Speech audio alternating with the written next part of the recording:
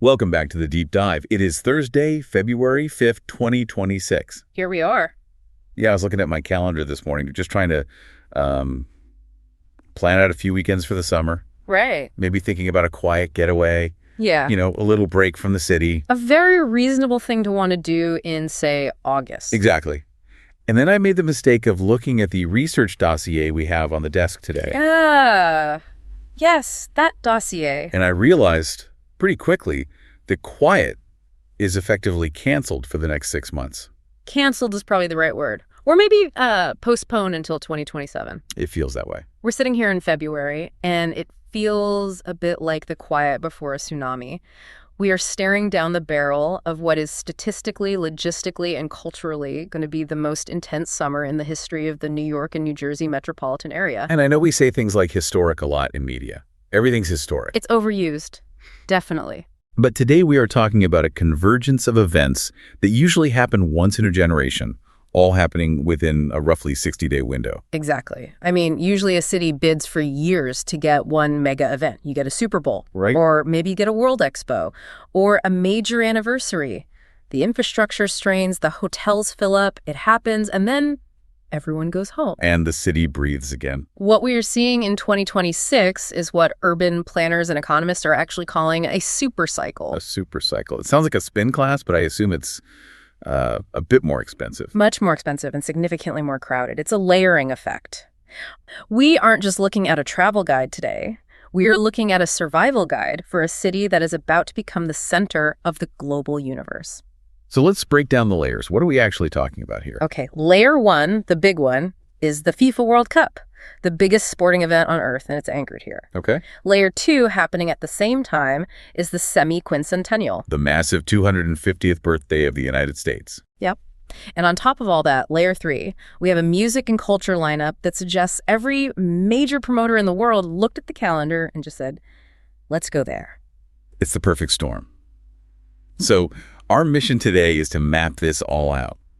We need to understand not just what is happening, but how you survive it, how you enjoy it, and honestly, how the infrastructure of this region is supposed to handle it without just, collapsing. That is the multi-billion-dollar question. So let's start with the anchor, the big one. The event that is dictating the rhythm of the entire summer, the FIFA World Cup. It is. It's almost impossible to overstate the scale of this. For the American sports fan who is used to the NFL, you think the Super Bowl is the peak. Of course. It's the biggest thing we do. But the Super Bowl is a domestic event with some international interest. The World Cup is a global religion. That's a good way to put it. And for this tournament, New York and New Jersey are the high church. Okay, so let's get into the specifics. The tournament runs from June 11th through July 19th. Right. Over a month of sustained intensity. And the main venue is MetLife Stadium. But wait. In the notes here, it says New York, New Jersey Stadium. What's that about? Right. So this is one of those classic, nuanced FIFA things. FIFA has very strict rules about corporate sponsorship for its venues. MetLife, the insurance company, isn't an official FIFA global sponsor. So for the duration of the tournament, the signage comes down, the branding is scrubbed clean, and it officially becomes New York, New Jersey Stadium. Which just flows right off the tongue. It's a mouthful. But it represents the bi-state cooperation required here, and you're going to hear that name a lot. So this stadium is hosting 8 matches. 8 matches. That's 8 different days where 80,000 plus people descend on East Rutherford, and it all culminates in the final match on July 19th, 2026. The final. That is the single most watched television event in human history, usually. By a huge margin. And it's happening off the New Jersey Turnpike. It is. It's a pretty wild thought. The host committee is projecting 1.2 million visitors to the region. Pause on that. 1.2 million. 1.2 million. Extra people. I mean, where are they sleeping? Everywhere. From Manhattan luxury hotels to Airbnbs in the outer boroughs, all the way out into the suburbs of New Jersey and Connecticut and Long Island. The economic radius of this thing is massive. And the economic impact. What's the number? They are projecting a $3.3 billion economic impact. Wow. And to put that in perspective, compare it to the 2014 Super Bowl held at the very same venue. Which felt huge at the time. It was huge, right? Broadway was busy, hotels were full. This is expected to be exponentially bigger, just so much bigger. Why? Just because it's longer. That's the main reason. The Super Bowl is a weekend event. This is 5 weeks. And with the World Cup, the people coming aren't just coming for the 3 hours of the game. No, of course not. That's the ripple effect you mentioned. Exactly. If you are flying in from Argentina or Germany or South Korea, you aren't flying in on Sunday morning and leaving Sunday night. You're making a vacation out of it. You are coming for 2 weeks. You are eating in restaurants 3 times a day. You are going to museums. You are riding the subway. You're buying merchandise. You're part of the city's economy for an extended period. So even if you don't care about soccer, which, by the way, get on board, it's 2026. You really should. You are going to feel this. Your morning commute, your lunch spot, everything will be impacted. You absolutely cannot opt out of this event. The city is transforming into what they call a giant watch party. Okay. And this is where the logistics get really interesting for you, the listener, who wants to be part of the vibe but maybe didn't drop $2,000 on a ticket. Which is most of us. Yeah. Let's talk about these fan fests. Yeah. Because the descriptions here are, well, they're vast. They are. The official FIFA Fan Festival is at Liberty State Park. Okay, beautiful park. Yeah. Stunning views, but let's be honest, not the easiest place to get to if you don't drive. It is geographically stunning, but logistically complex. That's a perfect way to put it. So what's the setup? It's a 1-acre designated area within the park with a capacity for 45,000 fans. Hold on. 45,000 people. Yeah. Standing in a park, that's a mid-sized city. It is. They are setting up nearly 24 large screens. The visual, it is going to be undeniable. I can picture it. You are watching the best soccer in the world on a giant screen, and you look over your shoulder, and there is the Statue of Liberty and Ellis Island. That's the shot. It is the ultimate Welcome to America image, which is exactly what the organizers want. But getting 45,000 people in and out of Liberty State Park for multiple matches, that is going to be a massive stress test for the light rail and the ferries. It's going to be a challenge, to put it mildly. A huge one. And that's just one spot. If you want to stay in Manhattan, if you don't want to cross the river, what are your options? Rockefeller Center. Of course. Starting July 4th, which is a key date we will get to in a minute, Rock Center transforms into a fan village. This is sponsored by Telemundo and NBC. So where the ice rink is. Exactly. The skating rink area, the plaza, it all becomes a viewing hub. That feels very dense. Midtown is already packed on a normal day. Adding a soccer village seems like asking for gridlock. It will be gridlock, but it's celebratory gridlock, theoretically. Celebratory gridlock. I like that. Then you have the Billie Jean King Tennis Center in Queens hosting activations from June 17th to the 28th. So you have this triangle. Exactly. Jersey City, Midtown, Queens, the entire region is triangulated by soccer. Let's look at the schedule for a second, because the specific matchups really dictate the specific energy of the city on those days. It's not just soccer fans. It's specific diasporas. This is such a crucial point. New York is unique because every team is a home team here. Absolutely. We have populations from everywhere. Look at June 13th. Brazil versus Morocco. Oh, that is going to be loud. It's going to be a carnival. The Brazilian fan base brings the samba, the drums, the yellow jerseys. It's a party. But the Moroccan fan base, after their incredible run in 2022, they are massive. They captured the world's attention. They really did. And the Moroccan community in the tri-state area is significant. So that match isn't just a game. It's a cultural collision happening in real time. And then just 3 days later, June 16th, France versus Senegal. The historical layers there are just so thick. You have the colonial history, the language connection, the intensity of the football rivalry itself. That match is going to have a real edge to it. A different kind of energy. Completely different. Then you have Ecuador versus Germany on June 25th and Panama versus England on June 27th. And the English fans are coming? Oh, they are coming. That is a very specific type of energy, the Barmy Army, as they're known. Right. When you mix that English football culture with, a tailgate in New Jersey, that is going to be a scene. I can already hear the chants on the NJ Transit train. I really can. Exactly. So that is the baseline. That is the drumbeat that goes on for a month, a constant thrum of global energy. But here's where the supercycle gets complicated. This is where it gets crazy. Because normally, if you had the World Cup, you'd clear the decks. You wouldn't schedule anything else. You just let it be the one big thing. You'd be insane to try and compete with it. But the calendar doesn't care about the World Cup. No, because 2026 is also the semi-quincentennial. America 250. The big birthday. And the big week for that is July 3rd through July 9th. Which is right in the middle of the knockout stages of the World Cup. Precisely. You have the quarterfinals and semifinals ramping up to a fever pitch. exactly when the United States is throwing its biggest birthday party in 50 years. So this is what you meant by compression of demand. This is the perfect example. You have two distinct, massive audiences crashing into each other. You have international soccer fans, and you have domestic patriotic tourists all vying for the same hotel rooms, restaurant tables, and space on the sidewalk. Let's talk about the maritime aspect. Yeah. Because Sailforth 250 sounds like a little regatta, but the numbers here suggest, well, they suggest an invasion. The invasion is not far off. It's the largest international maritime spectacle in U.S. history. Okay, break it down. We are talking 60 international tall ships. Tall ships are those massive masted vessels, like 18th century style. Yes, the big sails, the rigging, the whole thing. An incredible sight. Plus, more than 40 modern naval vessels. Okay. We have a British aircraft carrier coming, the Queen Mary 2. I mean, these ships have to dock somewhere. They have to navigate the harbor. It's already a busy harbor. And on July 4th, they are doing a full parade down the East River to Gravesend Bay. So picture this. You're a tourist.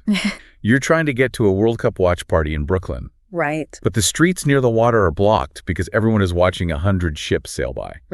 And then you look up. The air show. Over 100 aircraft led by the Navy Blue Angels. It feels like a lot. It feels like maybe we are overdoing it. Is that possible? It's sensory overload. It's designed to be. It's a flex. New York is basically flexing its capacity to host everything at once. And the flexing continues in Times Square. I read about this reverse ball drop, and I have to admit, my first reaction was, why? It does sound a bit like a gimmick, doesn't it? It sounds backwards. Literally. But the concept is symbolic. On New Year's Eve, the ball drops to mark the end of time, or the passage of time. Right, old lang syne. On July 4th, for the 250th, the ball is going to rise. It signifies the rising of the nation, or looking forward to the next 250 years. Okay, I get the metaphor. It's a nice thought. And once it hits the top, at the climax of the celebration, it releases 2,000 pounds of red, white, and blue confetti. 2,000 pounds of confetti. Who cleans that up? The same army of sanitation workers who clean up New Year's Eve, but they have to do it in July heat instead of January cold. God bless them. They are the real heroes of this whole thing. Absolutely. But amidst all this noise, the jets, the ships, the soccer fans, there is one event that I think is actually quite profound, and it's much, much quieter. The New York Public Library. Right. For 3 days only, July 1st through the 3rd, they are displaying Thomas Jefferson's handwritten Declaration of Independence. We are not talking about a copy, a facsimile. We are talking about the document, the actual ink on the actual parchment. There is something really grounding about that. You have this modern chaos outside 5G towers blazing, video screens, aircraft carriers, and inside you have this fragile piece of paper that started the whole argument 250 years ago. It really highlights the span of history. It puts it all in context. But logistically, think about the cue for that. Oh, man. Think about the security. You have a priceless artifact in the middle of Midtown while the city is at absolute peak capacity. It's high stakes. It's all high stakes. High stakes is the theme. And we haven't even touched the third rail of this supercycle. The music. The music. Because if I'm a global touring artist and I see New York is hosting the world for a month and a half, where else would you want to be? I want to be there. I want to sell tickets to those 1.2 million visitors who are already in town. Exactly. This is the capture the wallet strategy. Visitors are already spending money on flights and hotels. The thinking from promoters is, let's get them to a show while they are here. And it seems like the strategy has changed. It has. We are seeing a major shift. It's the death of the one-night stand concert. You come in, play one show at the arena, and leave. Right. That model is being replaced by the rise of the super residency. Let's look at Harry Styles. Because this run at Madison Square Garden it's statistically absurd. It is. The tour is called Together, but it's not a tour stop. It's a full-on residency.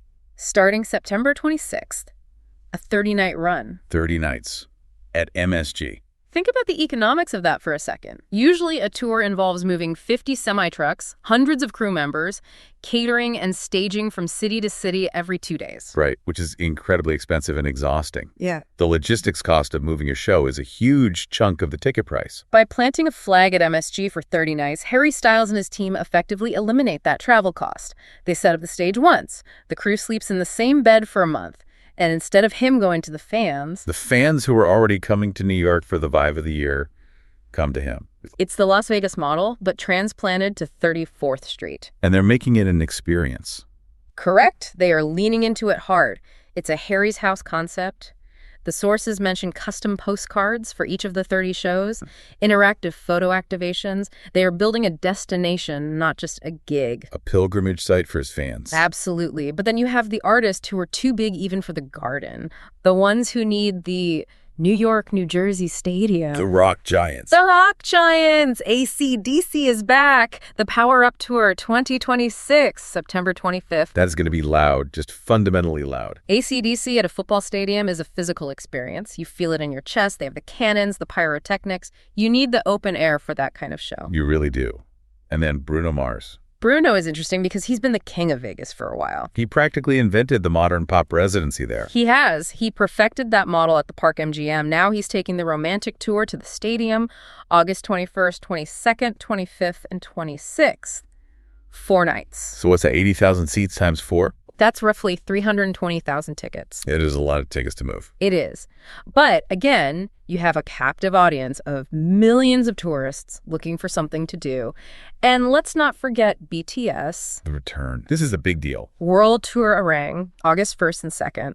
The energy of the K-pop fan base, the ARMY, combined with the summer heat, it's going to be intense. It's an event in and of itself. A huge one. What's interesting to me, though, is the competition between the venues now. It used to just be MSG and maybe the Prudential Center in Newark. Right. Now you have Barclays in Brooklyn and this new contender, UBS Arena, out in Belmont. And UBS is really aggressive. They brand themselves as music first.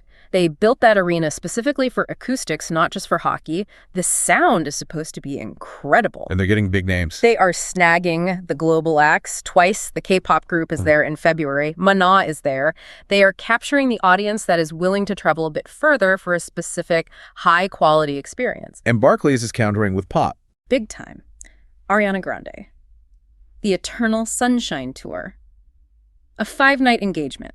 And when is that? July 12th through the 19th. Wait, July 12th to the 19th. So that's directly overlapping with the World Cup final week. Exactly. So picture the streets of Brooklyn on July 15th.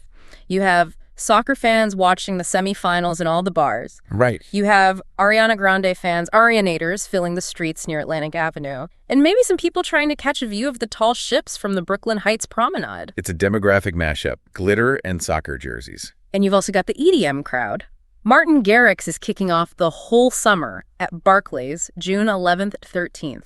3 nights. So literally the first 3 days of the World Cup. It's a nonstop cycle. And there's nostalgia in there, too. New Edition and BDK are touring together. The Boys for Life tour. That's a throwback. So you have every generation, every genre, all converging. And amidst all this pop culture, high culture is trying to shout to be heard. Broadway. Broadway. It can't just run The Lion King and expect to capture the zeitgeist this summer. It needs to be an event. It has to compete. It has to compete. And the show that everyone is talking about is Cats.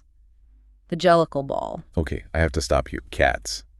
The show with the spandex and the face paint that we all collectively agreed was a bit weird in the 80s. Forget everything you know about the 1980s Cats. This is a radical reinvention inspired by ballroom culture. Ballroom, like from the documentary Paris is Burning. Like the show Pose. Exactly.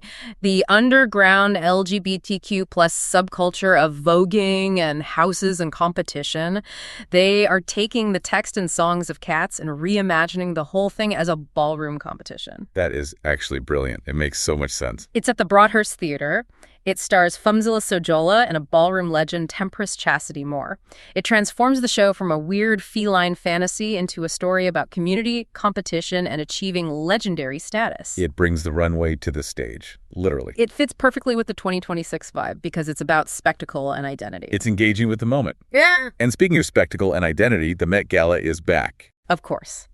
The first Monday in May, May 4th. This really kicks off the whole summer of style. The theme is costume art. What does that mean exactly? Fashion as sculpture. Moving beyond just clothing and into fashion as a piece of fine art. Think less about a dress and more about a wearable installation. And look at the chairs. This is a power lineup. It really is. Beyoncé, Nicole Kidman, Venus Williams, and Anna Wintour. Having Venus Williams there is a really interesting choice. I think it's a subtle nod to the intersection of sports and high fashion, which perfectly mirrors the World Cup year. It connects everything. This event sets the tone. And it's not just the big galas. The museums are getting in on it, too. Right. The new museum is reopening with its big expansion. The first exhibition is called New Humans, Memories of the Future. And the Cooper Hewitt has an Art of Noise exhibition. Yeah, about the design of sound and how we listen, which is very appropriate for a summer that's going to be incredibly loud. It is. But, expert, I have to be the buzzkill for a second. The buzzkill. Someone has to. We have spent the last 20 minutes listing millions of people, billions of dollars, ships, planes, concerts. It sounds amazing, but anyone who lives in or around New York knows the reality. The subway breaks down on a clear Tuesday in March. Happens all the time. The NJ Transit Tunnel is a notorious bottleneck. The airports are. Well, they're the airports. The infrastructure question. This is the big one. How does this not all collapse into a giant miserable heap? We all remember the 2014 Super Bowl. The Mass Transit Bowl. It was a disaster. People were stranded for hours in the cold trying to get out of the Meadowlands on national television. It was a complete disaster. It was a national embarrassment. And you know what? That memory is the single biggest thing driving the planning for 2026. The fear of a repeat. The fear of a repeat is the biggest motivator. They cannot have that happen again on a global stage like the World Cup Final. So what are they actually doing, besides just hoping for the best? Well, at the stadium level, MetLife has secured $67.5 million for upgrades. Okay, so what does $67 million buy you? Better hot dogs. Mostly tech. They are installing 4 huge new cornerstone video boards. But the big one is the audio system. Over 1,000 new loudspeakers. So it'll be louder. And clearer. But more importantly, connectivity. They are drastically increasing the 5G capacity. So my phone will actually work this time. That's the idea. Because if you have 80,000 people trying to live stream a goal at the exact same time, the network usually just crashes. They claim this will be the most connected tournament ever. Okay, so I can upload my selfie while I'm stuck in the parking lot. But how do I get home? That's the big NJ Transit and Host Committee coordination effort. They are introducing what they call bundled rail passes. What does that mean? The idea is you buy your match ticket and your train ticket is integrated into it or sold as a package. Does a piece of paper make the train run faster? No, but it dramatically reduces the bottleneck at the ticket vending machines, which was a huge cause of the 2014 delay. People were missing kickoff because they were in a line for a train ticket. I remember that. And they're planning massive shuttle bus relays from multiple points as a failsafe, learning from that mistake. It sounds like they're trying. I'm still skeptical, but they're trying. You should be skeptical. The compression of demand we talked about. Yeah. That applies to seats on the train, too. If you have fans trying to get to the stadium at 5 p.m. and regular commuters trying to get home at 5 p.m., there is no magic wand. It's going to be crowded. It's going to be a test of patience for everyone. A huge one. But there is a nice detail in the stadium upgrades. What's that? The installation of sensory pods. For what? For guests with sensory processing needs, people on the autism spectrum, or with anxiety disorders, huge crowds and loud noises can be debilitating. So these are quiet zones. Exactly. Designated quiet zones and sensory pods. It acknowledges that inclusivity isn't just a buzzword. It's about making the event physically and mentally accessible to more people. That is a genuinely good move. It is. But look, the broader point on infrastructure is the legacy. The argument from the politicians and organizers is that the World Cup forces the region to finish projects that have been stalling for years. The deadline effect. Precisely. Better rail signals, better airport terminals, upgraded roads. The hope is that in 2027, when the circus leaves town, we are left with a better functioning city. That's the trade-off, then. We endure the chaos of 2026 to get the subway system of 2027. Ideally. That's the sales pitch, anyway. So as we wrap this up, we are looking at a summer that is going to be exhausting. Exhausting, expensive, loud, and crowded. There's no way around that. But also kind of magic. There's a part of me that's incredibly excited. That's the vibe check. I mean, think about the cultural DNA of New York. It is a city built on density, on ambition, on the collision of different worlds. 2026 is that dialed up to 11. You have the roar of 80,000 people at the World Cup Final. And just a few miles away, you have the quiet reverence of people looking at the Declaration of Independence. And then at night, you have the collective scream of thousands of fans for Harry Styles at MSG. And you have the tall ships in the harbor at dawn. It's a moment where New York isn't just hosting the world, it's reminding the world why it's the capital of the world. It's the city as the main character. Perfectly put. But I have one final question, a provocation for you, the listener, to ponder as you think about all this. What's that? When the ships sail away and the final whistle blows and Harry Styles goes back to wherever Harry Styles lives, Right. how does this change us, the people who live here? Does the local bodega owner, the commuter from Jersey, the student in Brooklyn, do they feel like they were part of the party or just trampled by it? That is the ultimate legacy question. Is it a party for us or a party on top of us? Does the $3 billion benefit trickle down or does it just stay at the top? Something to think about while you're waiting in that virtual queue for tickets. Indeed. Good luck with that. You'll need it. Expert, thank you for walking us through the glorious madness. A pleasure. It was fun just to try and comprehend it all. And to you, the listener. Yeah. Start planning now. Buy the earplugs. Book the train. It's going to be the summer of the century. Don't miss it. We'll see you in the crowd.